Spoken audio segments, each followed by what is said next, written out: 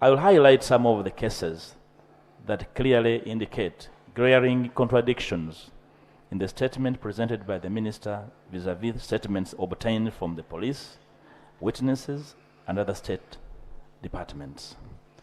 I'll make a few highlights, not the entire 18. Let me sample for the House to make a judgment. Case 1 is that of Damulira John. Right Honourable Speaker and colleagues, the Minister has presented a report indicating that Damulira John is not among the people in government custody. Contrary to what the Minister stated in his report, Damulira's disappearance was reported to police and an SD reference was obtained to that effect. I have indicated this, Right Honourable Speaker. Contrary to what the Minister stated, Damulira's data is well captured with the NIRA under that number. He had a national ID and voter location slip. Right Honourable Speaker, we should also note that at this stage, that the case of Damulira John, just like many other cases of enforced disappearances, was reported to police, and the police was on record admitting his arrest and detention.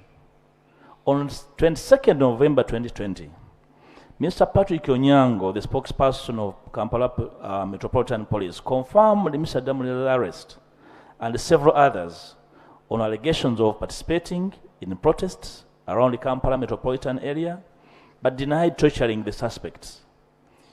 And I quote him, "It is true, Damulira John is one of the people we arrested, but I cannot tell you where he and others are detained now. We did not torture any person. And as an institution, torture is prohibited as a form of interrogation." The Daily Monitor of 22nd November quote Mr. Onyango, confirming detaining Mr. Damulira John. Right Honourable Speaker,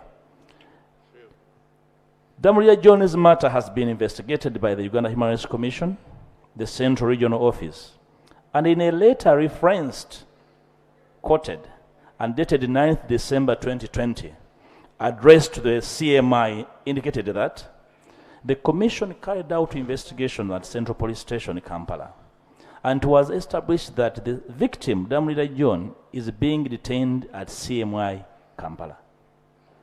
Right Honourable Speaker, that's correspondence between the Human Rights Commission and the Uganda Police. Right Honourable Speaker, for your information and the information of members, the relatives of Damulira John on 11th January 2021 reported this matter to State House as well, when in turn forwarded the same to the Uganda Human Rights Commission for further management. I have attached correspondence between the police and the Uganda Human Rights Commission on the arrest of Damulira. Right Honourable Speaker, invariably, this is a matter in dispute, and we have situated Damulira at CMI. Right Honourable Speaker, John Bosco Kibalama.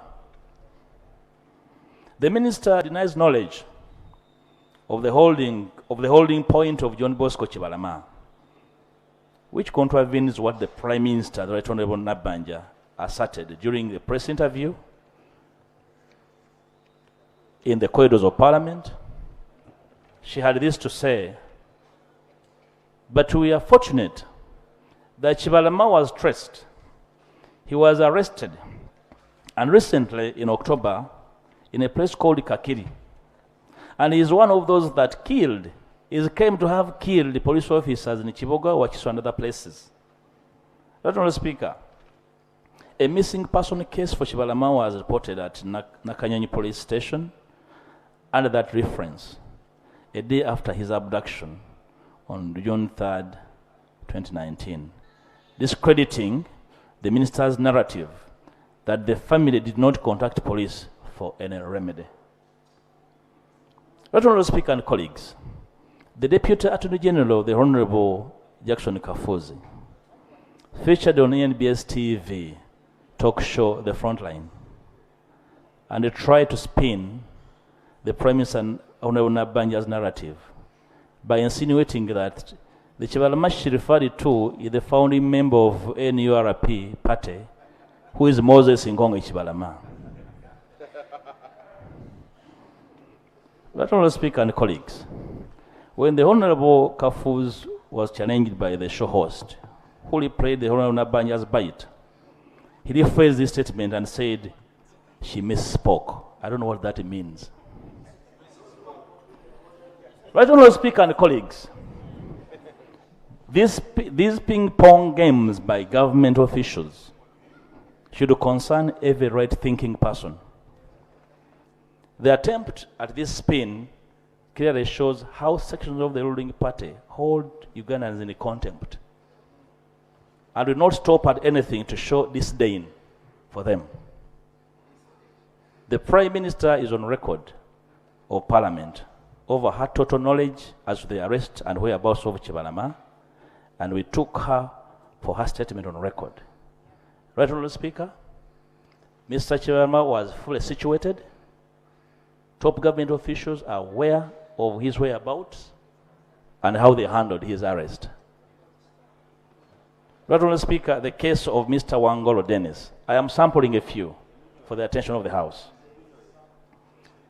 Mr. Wangolo was picked from his workplace at Chebando tax stage and bundled into a drone alongside 5 others, namely Nwagaba, Katende Bernard, Samba Silas, Kasato, and Zimla Dennis. The abductees were taken to Kakiri Army Barracks, where they were tortured, and they fully released save for Zimla and Wangolo. This abduction was witnessed. Excuse me, young, please first come back, huh? Come back. Sorry. I didn't want these leaders of Uganda to leave without being recognized.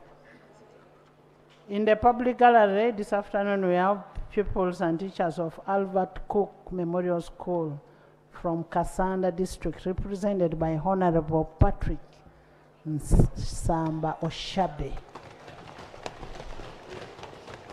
Please stand up. Your member of parliament, where is the Honorable Oshabe? And your member of parliament is around, is just very busy. He's always very busy, but he's a good member. Represented by Nabagabe Kalule Flavia. Thank you so much for coming, and come again. Join me in welcoming them. Okay.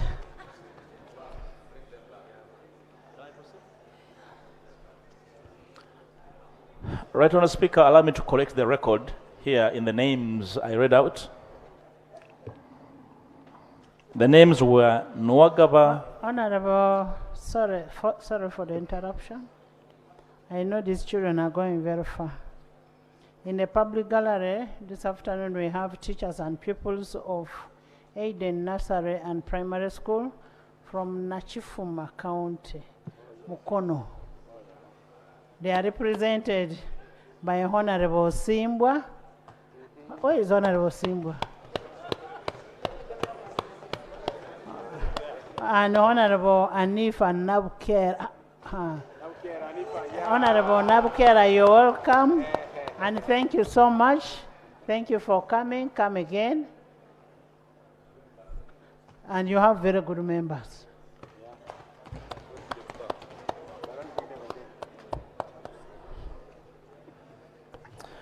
Right, Honourable Speaker, as praying to correct the record, I have put on the Hansard.